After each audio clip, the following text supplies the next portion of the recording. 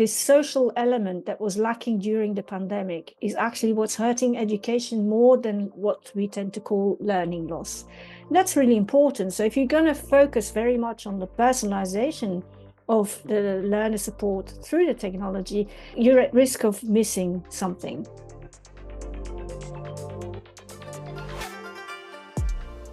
Hello and welcome to the UIN Future of Universities podcast series. My name is Baljana Razbaeva, Manager Strategic Initiatives at UIN, and I'm your host for today.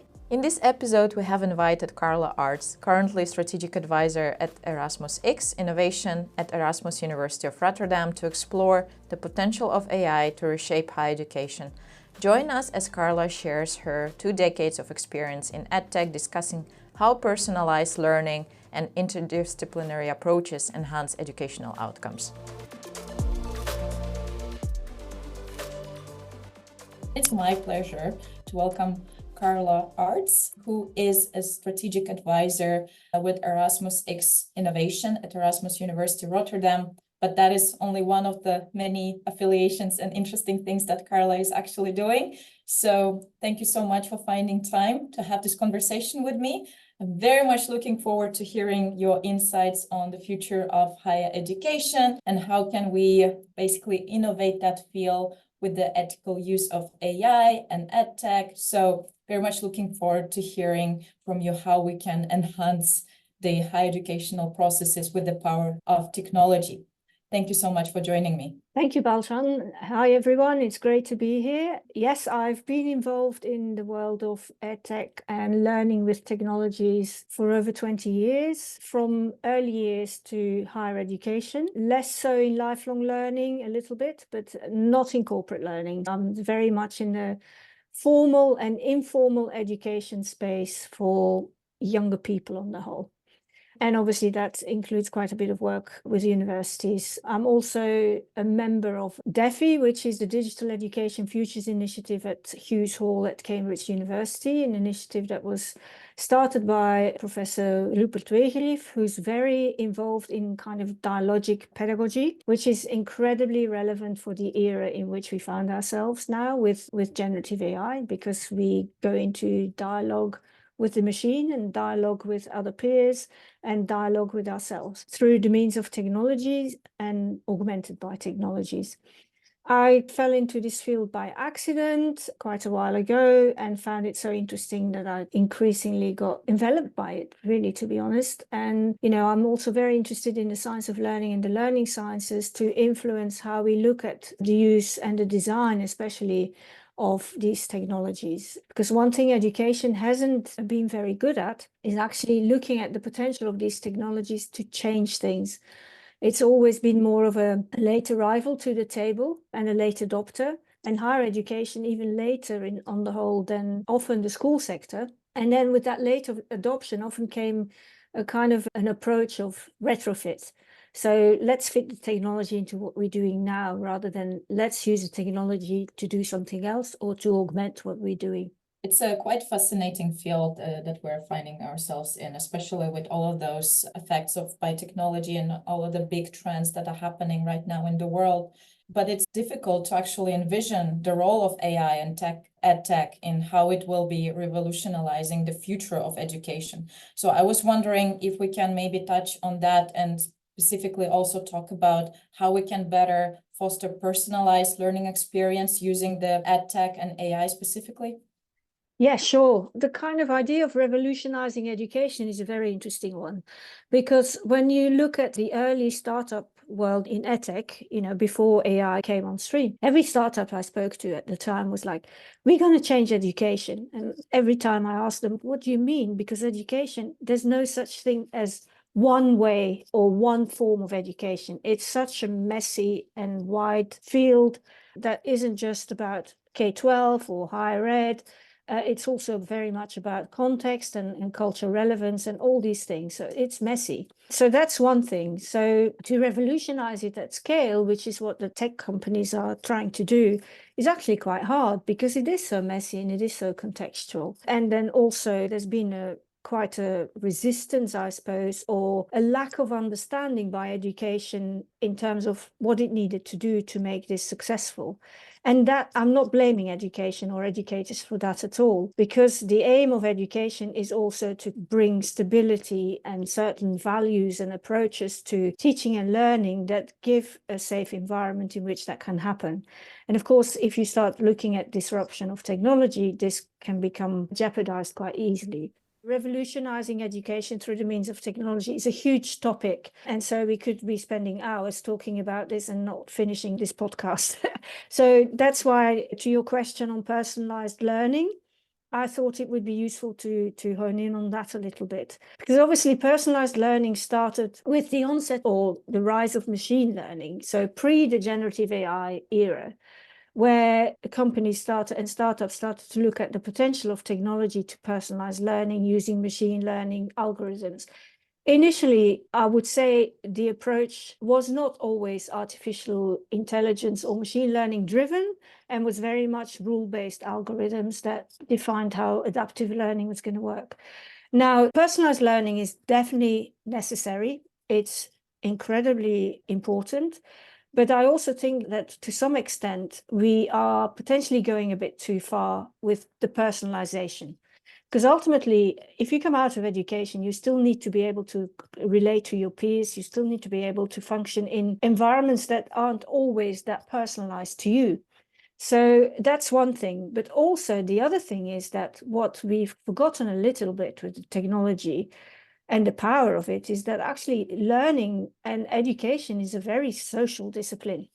And COVID made that very clear to us, because we're still struggling with the aftermath of that in the education space, because suddenly there was no way to tackle education in this pandemic situation effectively and even personalized, but even less socialized. And especially if you talk to educators now still, and mainly in school sector, but I'm sure it applies to universities as well, is that they still feel that this social element that was lacking during the pandemic is actually what's hurting education more than what we tend to call learning loss. And that's really important. So if you're going to focus very much on the personalization of the learner support through the technology, you're at risk of missing something. And actually, what's very important, if you look at certain scenarios where students and learners are sitting not just individually in front of a screen, but, say 3 or 4 learners together in front of a screen, solving a problem or trying to understand something that they're learning, that collaboration and that sort of social engagement with each other actually enriches that learning experience really hugely. And so we need to find a balance with the technology that actually makes it more social as well. And that allows more for dialogue and learner interaction, either with their teachers or with their peers, aided by and augmented by the technology. And we're at a stage where the technology is much better at it than it used to be. So I think we need to find a bit of a balance around the personalized learning. To me, it gets too much focus sometimes, to the detriment of actually we need that social interaction and ability to interact with your peers and interact with peers in different disciplines. And so we need to strike a bit of a middle way, I think. I really appreciate the fact that you are challenging the notion of personalized or over-personalized learning that way, because as we navigate the integration of technology into education, I think it's very easy just to go very deep into those waters, imagining the way when we're just learning by ourselves, whereas, as you said, the human element of it is still very much needed. And maybe Yes. in this context, I actually wanted to maybe now touch upon also the collaboration and interdisciplinarity side of things, because this is also becoming increasingly crucial in addressing some of the complex challenges and also how we develop certain skills. So the question is, how can AI and EdTech or any other modern technologies facilitate this interdisciplinary learning experiences? And what are the potential benefits for students, educators, learners, and so on? The world is such a vastly changing and fast changing place. And whilst we still need knowledge and domain knowledge that goes very deep, the need for being able to communicate effectively and at a reasonable level and problem solve together, especially, and to tackle the challenges that the world is dealing with, that can't just happen by each of us sitting in our own disciplinarian corner without actually engaging in trans or interdisciplinarity. And I think universities are very much starting to see that and starting to work on ways of trying to address that. What's interesting with the generative AI, the kind of adaptive and personalized learning was not geared to that and also was not developed or designed for that. But with the generative AI, because you're going into a conversation, you can actually ask very broad questions, and these systems are becoming quite good at interdisciplinary questions and dealing with them. And to such an extent that I sometimes talk to academic leads or professors who are actually more engaged in interdisciplinary universities, who are scratching their heads a bit in terms of, oh my God, we're trying to, have our students engage in interdisciplinary methods. And I'm now finding that actually generative AI is doing that really well. And my students are saying, hey, what are we doing here? Because generative AI is doing it maybe even better than us. So what do we need to learn? And that's, I think, quite a big question. What do you need to learn? But we also need to look at the power of these technologies. And of course, OpenAI has made a big announcement this week. I've been playing with it this morning in Dutch, in English, asking really weird questions, getting some extremely weird answers, I have to say. But actually, you can see where I asked it to create an image based on a sort of introduction to a potential story. And it struggled with creating the image. For sure, I had to keep asking it. But it created a load of very interesting images. And that came with very different angles to what I wanted to go into the image. So if you then extrapolate that to actually trying to solve a problem coming from different disciplines and different angles and putting that together in this melting pot of generative AI, it is going to be very powerful. But that doesn't negate the fact that at human level, and ultimately, we have to remain in control of this. And our interaction with the machine is only going to intensify. Intelligence and collective intelligence is going to take on a different shape. But in that interdisciplinary domain, we also need to be able to flip how we deal with these technologies and how, as a collective, peer-to-peer machine, because machines will become much more interconnected as well. How are we going to deal with that and how we craft new ways of learning? And that will be, because we're all exploring this, we're all discovering this. Nobody really has got the answer to this because it's evolving so fast. That's going to be a challenge, but a very interesting one. And actually, I think for humanity, potentially the best gauntlet they can throw us in education, because this is what's going to really force the change in education, I think. Certainly, I think with this rapid evolution, of course, not only universities, but also just educators across different types of institutions would need to stay ahead of this curve. But I can also see a challenge of how difficult it can be to anticipate those new developments, but also even speaking from the learner perspective, how can we anticipate their changing needs? So maybe the question is then, what educators should be doing if they want to stay ahead of the curve when trying to effectively integrate those emerging technologies whilst also listening to the needs of the learners? Do you have anything that you would like to share on that one? That is a bit of $1 million question, but it's a good one. I think one of the things I talk to educators about quite a lot, and this conversation has happened more in the kind of school space rather than the university space, although I've had it with a number of university leaders where, because nobody really knows, we know it's going fast, it's going faster and faster, but where it is ultimately heading is very hard to anticipate. And even people who are experts in AI kind of are baffled by something that happens. So how can educators stay ahead of the curve? They can't really, but they need to move with the curve at least. And the same for the learners. They're going to, and a lot of learners will engage with this maybe more than their educators will. But I think the key here is that we need to give space in education to engage in what I would call serious play.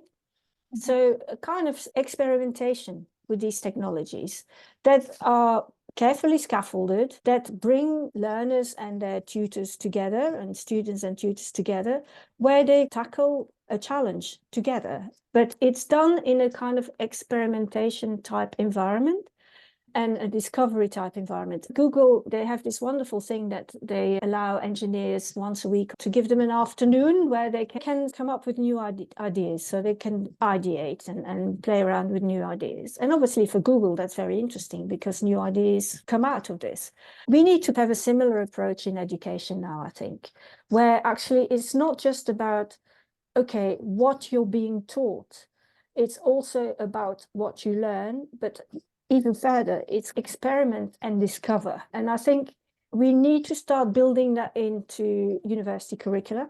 And that's also where the interdisciplinarity can come to the fore and give students and tutors the time to do that and not disregard kind of serious play as a Luddite type of activity, but actually an inherent one to learning processes. So that for me is a really important one. I know, for instance, at Erasmus, they already do quite a lot of sort of events around generative AI, bringing tutors and academics and their students together in workshops, in mini conference type events to discover together what this all means. And I'm sure Erasmus is not the only university doing that. I just happened to know about it, but there'll be lots of other initiatives taking place. And what's interesting too is that actually we are in an era where the humanities are becoming increasingly important again. And experimenting with this from a humanities angle rather than just applied sciences will be very interesting and necessary, whether you're in an applied sciences university or in a humanities university. So that's my key recommendation that I keep coming back to. Maybe on the humanities side of things, I'm glad that you are making this bridge for me, because now I would like to also touch upon some of the ethical considerations around that, also from that perspective. So it's very much clear to all of us that ethical considerations are very much paramount when it comes to implementing AI and how to use it properly, especially in education. So how can universities, that's our audience, ensure that technological innovation aligns with ethical principles and promotes also equity and inclusivity, that everyone benefits from it? The one thing I think these higher ed institutions have in their favor is that they usually are very value driven. And that's also to do with the fact that the rigor for research, the rigor for teaching and learning, and the value they represent in society. So, and that comes with a kind of moral and ethical background, if you like, or an ethos, more to the point, that also informs who these institutions are. So when it then comes to introducing or adopting AI more broadly, obviously you need to map it to what your values are and how you can adopt it in your institution to those values. And maybe, yes, values may also need to change a bit, and that's fine. But at least you have that kind of ethical and spine as an institution that allows you to consider it from that perspective. I think for a lot of other organizations, this is much harder than it is for certainly a higher ed institution, because that ethics is part of their fabric. If you want to do a piece of research, you have to make sure you go through all the ethics processes. And so that's really important. One thing I would definitely advocate, which is to emphasize how this works and how this also becomes part of the mindset of the students, is that I'm a firm believer that we need to, if it's no longer in the curricula at university, is to bring philosophy and ethics back to the core of teaching. Whether you're in an applied science university or a humanities university, I think philosophy in that curriculum with a sort of AI literacy component from an ethical and adoption in your learning and your research trajectory perspective, I think has to become now part of what is being taught at these universities and what universities need to engage with. We can't just ignore those sides anymore and just bring it into an institution without those considerations. Wonderful. Thank you. Maybe you can also share some other examples, especially maybe in innovative AI-driven educational initiatives that you came across and that have managed to keep this balance between technology, pedagogy, ethical considerations, putting learner into the center of all of that. I think we will certainly appreciate those examples. I'm seeing quite a bit of that in the startup world, where they really look at human-centered and learner or teacher-centered design, depending on what the approach is to the application. But not only do they look at it from sort of design thinking perspective, they're also looking at it very much in terms of participatory, because designing technologies or applications with your end user is, I think, very critical in this. But you need to make sure you've got the right mix of skill sets involved, because in some cases, people advocate it should just be teachers who design EdTech. I don't agree with that at all, because you need a much wider interdisciplinary skill set to design EdTech and to design applications in which you use generative AI or machine learning or other modes of AI into the applications. So that's one thing, but I can see that they're very interesting approaches. There are also interesting approaches in terms of how these technologies are being considered. Now, I'm going to give you a couple of examples of startups, but also of initiatives, some actually more embedded in or coming from a school context, others from a sort of higher ed or multiple contexts or institutional frameworks. So one startup I'm thinking of is a company called Upstride. It started in Austria, and what they're doing is they're using AI and the power of AI to kind of aid with student well-being. So they have applications in terms of student engagement and student well-being to support student well-being, mainly in a higher education setting. So that is quite interesting, because we talk about well-being all the time, but the kind of emergence of these kind of applications and the use of AI for these type of applications is relatively recent. And also the recognition of the higher education world for these applications is also relatively recent, I would say. Another example is, and this is one from the school, and schools in resource-poor context and developing world. This is actually a development and stemmed from a kind of research project, I believe, at Stanford University education faculty, where their CTO and AI specialist actually came up with what he calls a social mobile inquiry-based learning environment. And this uses mobile phones, and this is quite old now, to help with assessment and learning in resource-poor context. And what this does, it throws a problem solving or a challenge out to the learners. They actually work together on possibly one small device, because it's very socially driven. And the outcome of it is actually they're being asked, now ask a question around what you've learned. So rather than having to give an answer, they're encouraged to ask questions. And of course, this dates from our sort of engagement with generative AI, but being an AI specialist, he obviously saw what was coming, and he saw the importance of asking the question. And basically, these kids get assessed on the sophistication of their question. Now, that for me is like really revolutionary at the time that this was built, because that is now also becoming more critical to us, is what's the question? It's not necessarily about what's the answer. So that's another example of really interesting adoption or use of this technology. It's now no longer a startup, which actually focuses on student critical thinking and metacognitive skills development in higher education.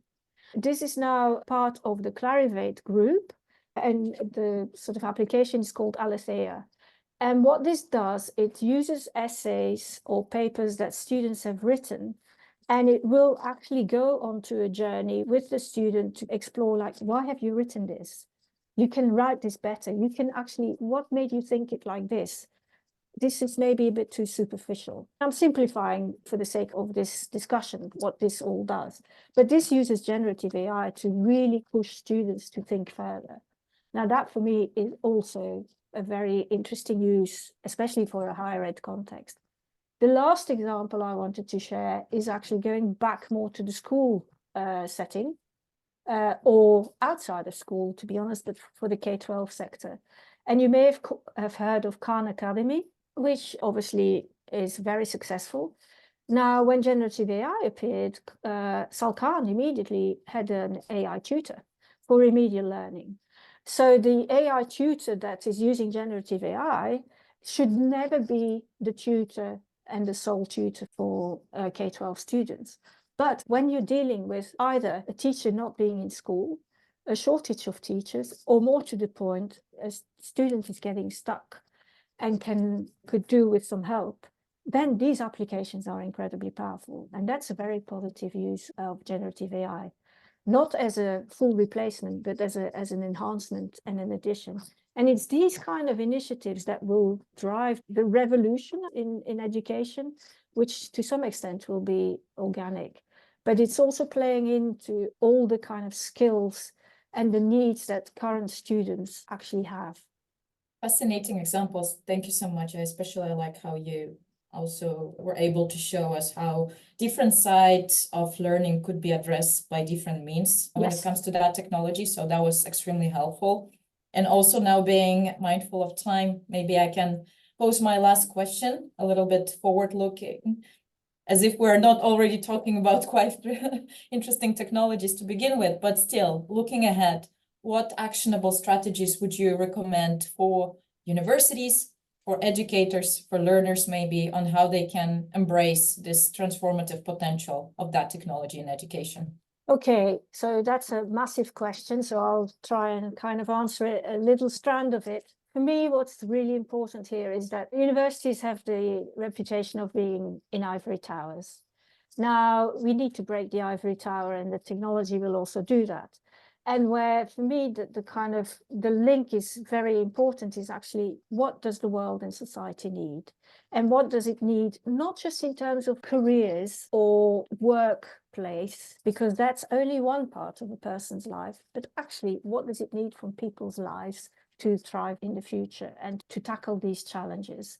So that connection to the world challenges and discovery and evolution, but not just remaining in that ivory tower, but actually also use the societal force of these technologies as a force to change education. For me, that would be very important.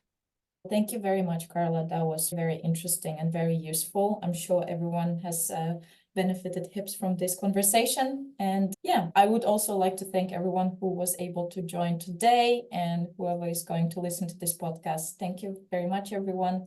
And Carla, I see you soon. Yes, thank you very much. Lovely to be with you. Bye-bye. Thank you for listening to today's discussion. Follow UIN on LinkedIn, and if you are enjoying our podcast, make sure to subscribe, rate, and review in your podcast platform of choice to help other people find this content too.